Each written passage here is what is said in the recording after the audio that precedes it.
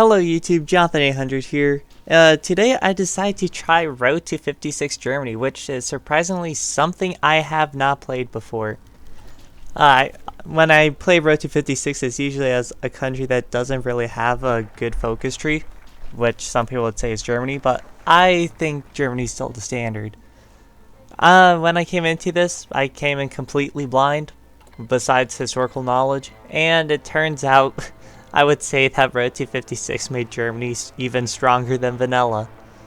And there's my used field marshals picture from the Hoi4 Discord, which I have used many times because people don't know how to use field marshals.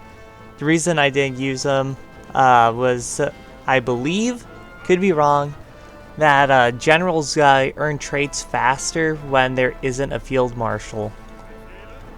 It was quite annoying to look at the bottom of my screen and not see a field marshal, but either way, Guderian leveled up, which was quite nice. And as you saw, my tanks were encircled by the anarchists spawning. I then, after they were secure, was like, maybe I should gain some XP off of them, but they took Barcelona instantly. After a lot of grinding later, I got Madrid, and the Spanish Civil War was over, and Guderian became my new tank field marshal. That is also my tank division I will use. I will phase out the remaining light tanks later. I would forget to put mechanized, because I always forget to put mechanized. So, the Baltics, despite having historical AI prioritization, they decided that they wanted to have a civil war themselves too. And I probably demonetized myself by saying those two words over and over again quickly. But surprisingly, all you need is tank, and you basically win the whole game. So I have one extra ally that I proceed to never call into the war against the allies. And I will also try to use paratroopers. I do not know what goes wrong, but my paratroopers get absolutely shredded. I swore I gave them the... Yeah, they did have glider planes, you can see at the bottom. But I guess the Polish anti-air just shot down all the planes. Oops.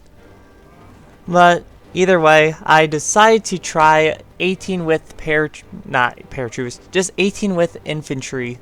No artillery battalions besides support artillery. It felt like a struggle, but for some reason I took a lot less losses. I don't know why, but it just happened to be that way. So, as usual, we always ignore Denmark and go straight for around Maginot. We take out the Netherlands very quickly as usual. And then we go on to Belgium, which is, as usual, just a speed bump of Europe. We just blitzed right through them. For some reason, usually France actually kinda starts reinforcing, but it might be my tanks, air support, or whatever. But they don't show up. They don't even show up for the defense of their capital.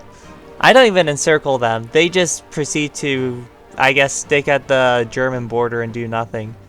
There was a French person defending Dunkirk, but they were just doing port garrisons against a navy that can't really do all that much. Either way, Vichy France is established, and it turns out the Kriegsmarine can do something because the Royal Navy is busy being asleep and probably Scapa Flow. Force attack later, and Sea Lion goes off without a hitch. Ever since playing Sheep's mod, every Sea Lion is easy. That mod I still need to play again because of all the updates, but I still want to keep some sanity remaining. With that, in October 1939, 1 month after the wars started in our timeline, the Allies are defeated. I decided to go for a quick invasion of Norway, because why not? I have the war goal. And then the Soviets attacked my Latvian ally. I knew what was happening, I just thought I could have my army in Norway come back in time. But because the Soviets owned Lithuania, I just grabbed the ports and I encircled 500,000 Soviets. There were no survivors. They are all gone. There might have been some war crimes. RIP. So with that, the tanks are going to be the main things, pushing with infantry, just assisting. I also make a push towards Estonia. I get a decent amount of encirclements there. Surprisingly take those islands. Those are pretty nasty to take sometimes. But with that, the Soviets were almost at 1 million casualties to my 35,000. Most of Axis casualties came from Romania bashing their skulls and at the southern front, where I proceed to give them pretty much nothing but some airplanes. I don't think it was enough airplanes to give them green air for the first part of the war. But I decided to split my tank army from just under Rommel to both under Rommel and Manstein. And it turns out when you have two armies, it makes pincers a lot easier to do. Yeah, I could just split the army in half, but two generals is better than one sometimes. With that, another encirclement, lots of dead Soviets.